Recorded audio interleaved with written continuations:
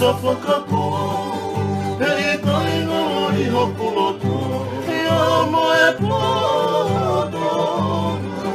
Nā e whakawae ki o kusino, mā kolata, mā whua ai ata. Nea ai manu tala e aho, e ne moko moko, o poe la a, e whakananua si o kusino. Si e ka whakamau, nā e whai koe whakatohi tāre, toko a mamalo ke takere teke. Kea mei e pānganga, mai makahau o tako ako. Teo te heo o whonga, mea te te anu, kauna whapehe, o ona o toa koe manatu. Ne mohe o misi, e ane o aha ke o whiwhi, ki ana i mene te takoa korete. E sonai he o i ne kiki, si a i te se lau e masani.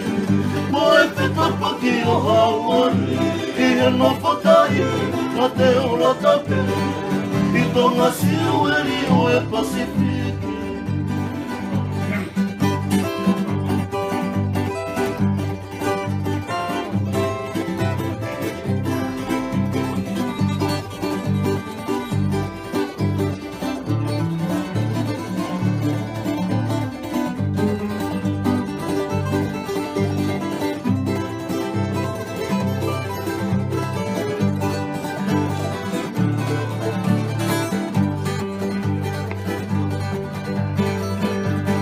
Ne mohe o misi, pe ane o ngā ke o whiwhi, ki ana i mene te takoa korete.